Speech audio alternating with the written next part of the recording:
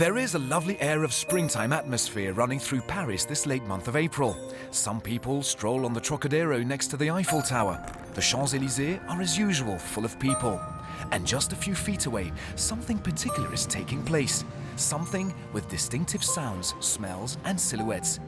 It's happening at the Grand Palais and teams are meeting up for the 26th edition of the Tour Auto Optique 2000. As tradition has it, the end of April rhymes with the meeting of enthusiasts and beautiful classic cars. If for most contestants, the Tour Auto is a truly wonderful journey throughout France, it's also a competition where one seeks the best possible ranking when reaching Biarritz. Make no mistake, the Tour Auto is a race in every sense of the word, where these old cars are properly driven. Jean-Pierre Lajournade knows a thing or two about it. It's a marathon of a race that lasts 6 days, and we're certain of nothing. If fate has it, I'll break an axle shaft. This year again, around 240 contestants are taking part, driving an astonishing panel of cars. 20 different nationalities, 38 different manufacturers, with names like Aston Martin, Ferrari, Jaguar, BMW, and many more. Then you have the lesser-known cars, like the ones limelighted by Peter Otto this year. Ligier, JD, DB, Panhard or BSH, French car manufacturers that no longer exist. BSH, ever heard of them? Not surprising. In 1969, I wanted to buy an Alpine, my dream car, but I couldn't fit in one. Too small. So I built this car myself. It's 15 centimeters longer. This car was never drawn. We used chicken wire and glass fabric and, well, let's say that the front end looked better than the back. I built 50 cars and over 100 cars in kits. We got killed by the state, who required us to perform crash tests. It was just too expensive and forced us to stop. Thanks to the Tour Auto Optique 2000, this little gem of a car came out of its garage, raising an eyebrow to the most jaded connoisseur. Merci à vous, vous êtes nombreux à suivre l'ensemble de l'épreuve. And this is the official launch of the 26th Tour Auto. This year again, VATANEN, the friendliest Finnish driver of all time, will open the road in a Manicourt limited series BMW M4. When he commits to this kind of adventure, it's to the fullest and with an open heart. Old cars are a part of our history, and we need to preserve them, because, as we say, if man does not know where he comes from, he does not know where he goes. Under the glass roof of the Grand Palais, teams are preparing to live an adventure that will enter the history books of this famous race. But until then, let's give them a little space and let them enjoy the official cocktail a mere few hours before the start.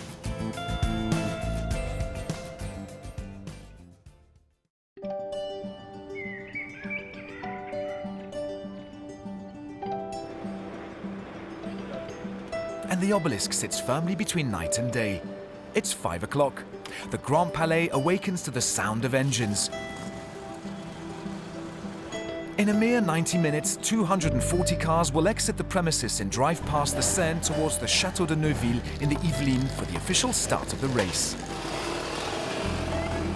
The rain and the cold have invited themselves to the party. That does not discourage the fans who have come to admire this stunning spectacle. Some are true supporters. We were lucky to see their grandfather drive by in an HBR5, and we're happy to be here and up so early as not to miss him. It's a super event, and our grandfather is taking part in it. We wanted to see him this year. Are you going to school afterwards? Well, yeah. Just imagine Hubert Godefroy's grandchildren heading off to school in 10 minutes while he drives through Paris in a DB HBR5.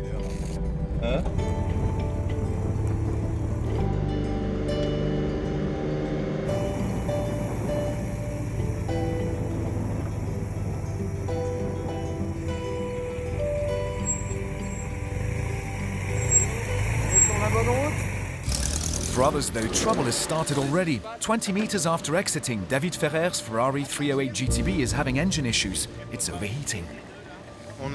Yeah, we have two oil radiators, but one exploded. So what we're going to do is shunt it and try and leave with the one and keep an eye on the engine temperature. As soon as we drive, it'll be okay as it's cool, but we have to get out of Paris. The Tour Auto starts rather badly for this beautiful Italian. The Neuville Château is a new stage of the Tour Auto Optique 2000, a first gathering before speeding off to Brittany and passing through the Bugatti circuit at Le Mans. It's the perfect moment to admire the two Lancia Stratos at the starting line.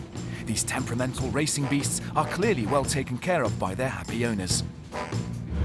Yeah, big first for us. We're discovering it here. We drove 6 laps in Zolder and now we're here. We'll see what happens after the first stage, but yeah, it's very different to the Porsche. In the last 26 years, since Patrick Peter reinvented the Tour de France race, the Stratos didn't always make the difference. One has to go back in time between 1973 and 1980 to see 5 Stratos wins in the hands of Munari and Darniche. Tuesday's weather forecast is going to make things tricky. Nevertheless, teams venturing up to Saint-Malo do not seem in the least discouraged, especially a couple of Brits driving a roadster. If you go fast enough, you keep dry. All goes over the top. No problem. The idea is have fun, keep safe, and have a cold beer at the end of the day. Or hot coffee. No, cold beer. Cold beer.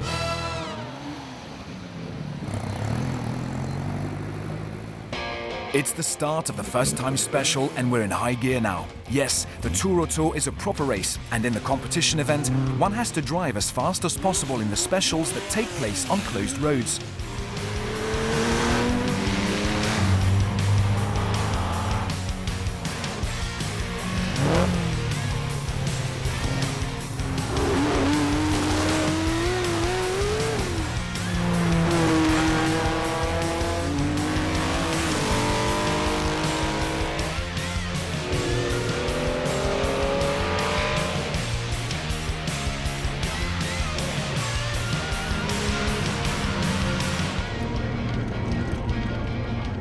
Every morning, co-pilots get a simplified roadbook. They don't have extra notes like rally teams. Driving is done by sight, and one is always a little cautious, even though the landscape seems to pass you by at top speed.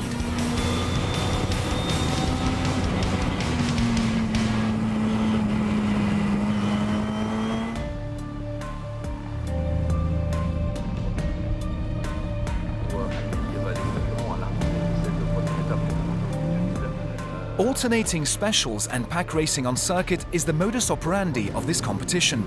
Drivers meet up on the Bugatti circuit of Le Mans for a pack race. At the Tour Auto, everything is a question of equilibrium. One has to have a car that offers the best compromise and handling for both specials and circuit racing. In this tightrope exercise, the undisputed champions are the Cobras, the Ford GT40s, and to a lesser extent, the Porsche 911s, the Ferrari 308 GR4s, and Jaguar E-Types.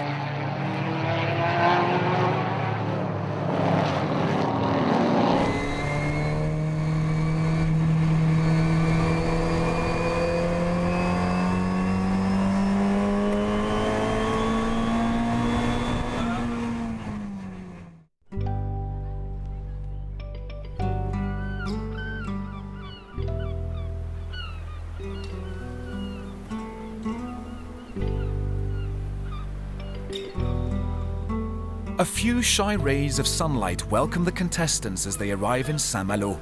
For a first visit of the Tour in Brittany, the public is showing up in numbers to admire these classic cars as they drive through the old town. The driver's area is also besieged by the curious as well as the enthusiasts.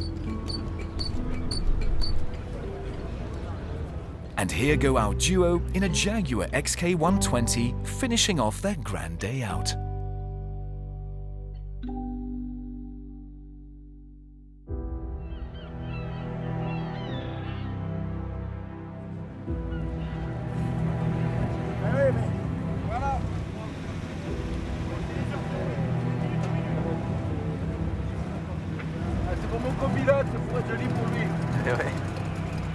They don't know it yet, but they're about to witness a day in hell.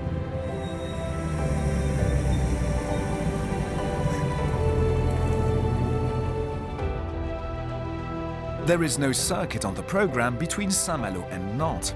Instead, 3 specials are going to be quite a handful for some of the contestants. It will take just a few dozen minutes for Brittany to show us 4 full seasons in action, with sun, wind and rain, sleet, and even snow. Needless to say, cars with large tires and powerful engines, beware.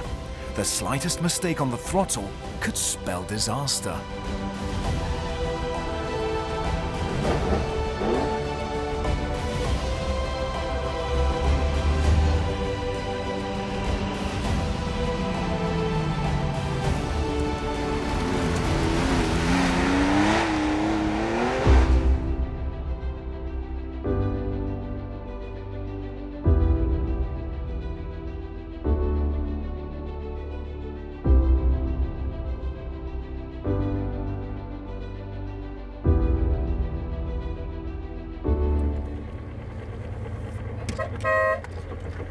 Il y a les voitures de tout par là.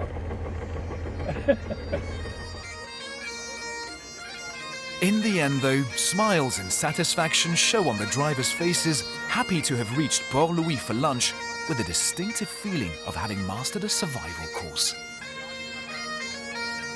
Yeah, it was complicated this morning and yeah, a little dangerous. Yeah, I mean, some are scoring good times. I don't know how they're doing it. I mean, they must be flying over the road. Yeah, there must be Britons or English or, I mean, guys who are used to driving on the ice. It started snowing in the last 4 Ks. I mean, big snowflakes. And there was just, I mean, holiday on ice.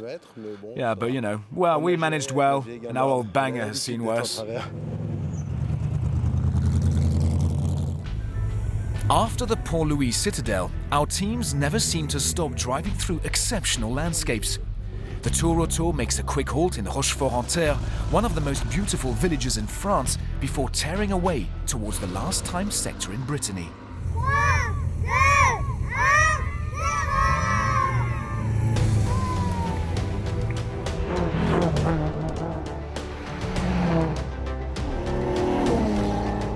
The afternoon special is only slightly less turbulent, with yet again a prize at the end of the journey for all teams that make it.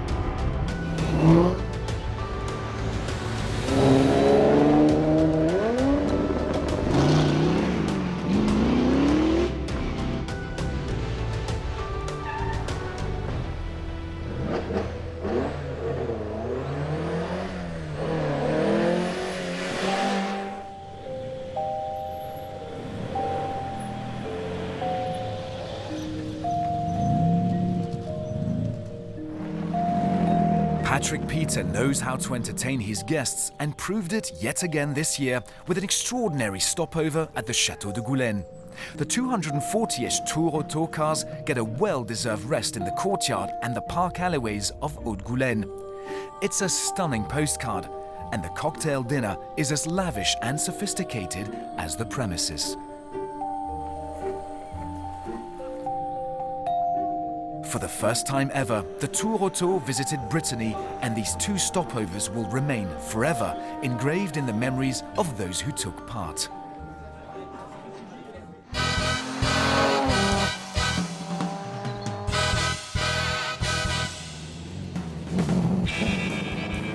Thursday and Friday are quieter days for the 2017 Tour Auto.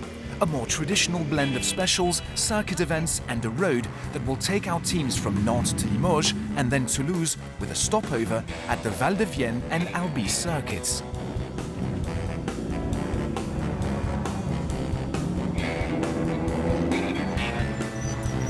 Organising such an event requires faultless organisation.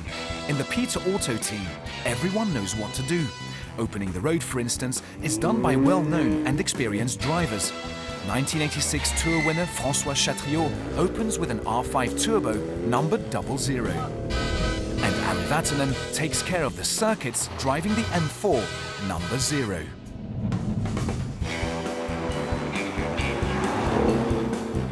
These BMWs are the proud descendants of this one, the M1, a rare and exceptional car driven by Patrick Lucas on the Tour Auto Optique 2000. It's a very rare car. They produced 456 units, so, you know, she's valuable and very much liked. It was the first BMW that had the M badge. The Tour Auto is a collection of rare vintage cars that also sit next to more popular cars such as the Peugeot 504 or 204 Coupe brought to the event by the French constructor. Or take this Fiat 600 that puts a smile on the spectators' faces on the side of the road.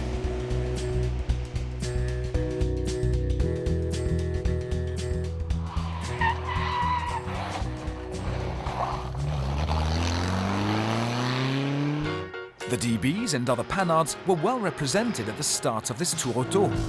They fitted the theme of French car manufacturers of the past perfectly. These light French sports cars with their bicylinders and characteristic sounds delighted the roadside spectators. But there is one car that caught our eye, a Hotchkiss. The name certainly does not reveal its origin, but it's also French. It's the oldest car at the start, and the irony is, the crew driving it is the youngest on this tour. Yeah, up until now we're holding on. You know, every new sound is a little scary, but we're flooring it all the time, 90, 110, and drifting. But the car responds really well. Oil leaks all over the place, but she's holding up. A Hotchkiss that makes youngsters dream, and a Porsche that made generations of car enthusiasts drool. The 550, a reference to its weight, the James Dean's little roadster. Both these cars illustrate perfectly the variety we have in this Tour Auto. The organizers are simply delighted. We look for cars that are the closest to their original build. And when it comes to racing cars, well, it's very regulated, so you can't stray from the original. And yeah, so all these cars are very close in configuration and specs to what they were like at the time. During the Auto Tour, some teams share the driving. Some switch based on feeling and others depending on individual talents. In their Porsche RS, Carlos Beltran and Derek Bell made a logical choice. Carlos handles the specials, while Derek, 5-time 24-hour Le Mans winner, takes care of the circuits. At 75 years of age, the British driver has not lost the sharpness, dexterity, and certainly not his legendary enthusiasm. Oh, it's wonderful. Yeah. It's perfect. Really, really good. Lots of people having a good time. Really good. Thank you very much. See you later. Thank you, Eric. Thank you. Can you shut the door for me? Of course. When competing, one must drive fast in the specials and on the circuit. On the other hand, in regularity races, the aim of the game is to maintain a time average. Where it gets difficult is that teams are required to use car instruments only and stopwatches with hands. A great game for Michel Perrin, a very experienced co-pilot and 1986 Tour Auto winner with Chatriot. Our car is equipped with an original odometer, but it adds 1 kilometer every 12 kilometers. So when we drive 11 kilometers, it does 12. I created tables where I have the kilometer from the Alpha. I read them every 100 meters, and my driver looks at his odometer every 100 meters. Every 100 meters, I give him a sign, and he tells me if he's early or late. We then adjust ourselves. And yeah, I read the road book on top of that. Friday evening, the Tour Auto Optique 2000 caravan is in Toulouse. In the assistance area, cars are being tuned and fixed for the last leg and the finish in Biarritz. Oh shit, so close. Vous n'avez pas de mécano avec vous, non? No, but I'm a mechanic. Moi, je suis mécano. I'm a mechanic. Je veux contrôler avant de changer la batterie, Nico. Il faut faire les choses l'une après l'autre. Parce qu'il faut changer la batterie, c'est un tour. Allez. All right, okay, let's push it. Does anyone have any jump leads? No? No? Oh well, there you go. Coucou. Do you have any jump leads? No, I've got everything else, but no jump leads. The guys, no jump leads. We thought of everything except that. What kind of cables? To bridge batteries. Looking for the long-lost cable. Ah, well look, there is some there. No, that's a bag, not a single cable. I have a wire, but it's standard electrical wire. I have some in my assistant's truck. I can go and get them if you want. Oh, that's really nice, thanks. There, we found some jump leads.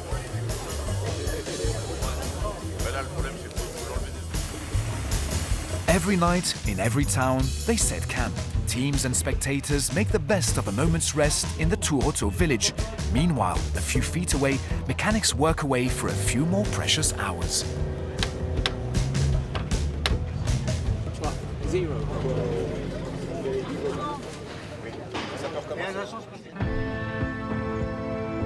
The last day of the Tour Auto Optique 2000 takes place in the heart of the Pyrenees and in Basqueland.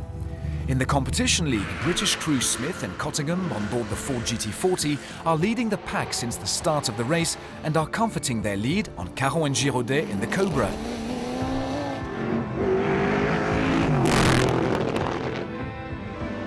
Ellebrock and Lewis Order on GT40, Favaro, Nicolet on Jaguar E-Type.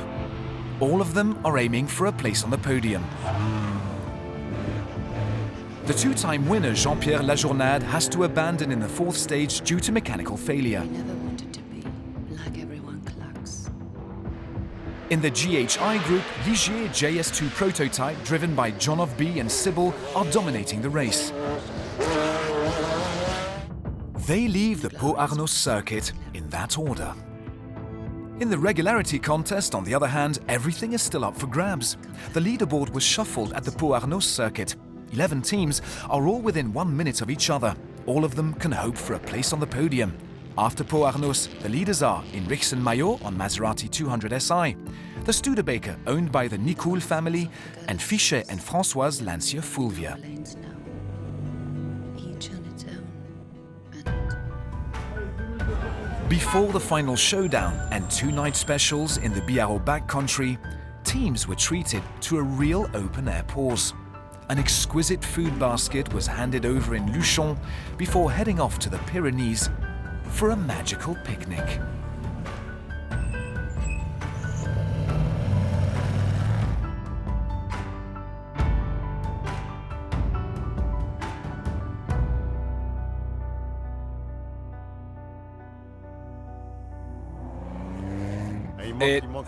It could do with a glass of red, though. Yeah, so there, you can't have both. Oh well, hey, I'm sitting next to you. Yeah, but you're giving the instructions, mate.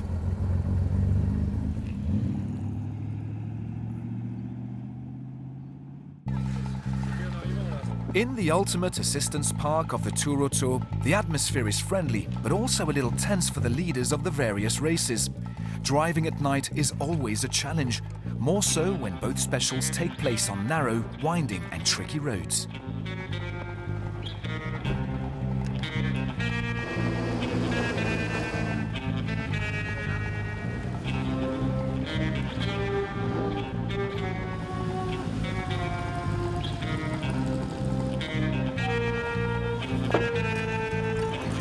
From the leader's perspective, though, there is plenty of confidence, and night specials are a mere formality.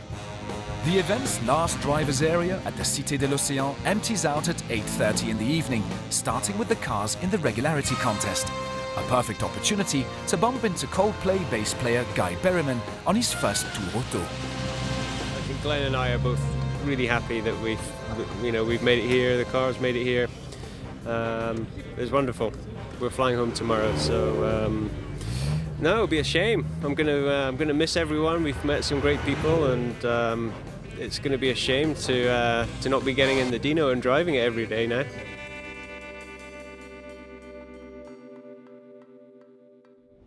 At sunset, the Tour Auto survivors head out for the last 2 specials.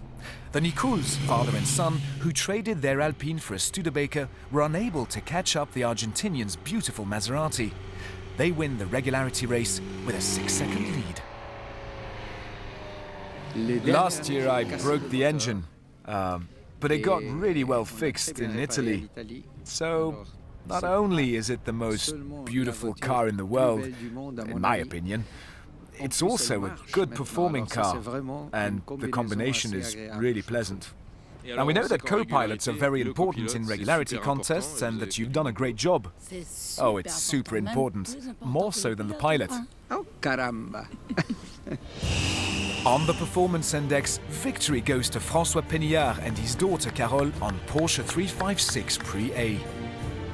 The G ranking is won by Daniel Villard and Didier Arquette on Ford Escort. In H and I, it's John of B and Sybil who win. In the competition event, these night specials are going to be a nightmare for Ludovic Caron, who will damage his Cobra after skidding off the road. Lucky for all, no one is hurt.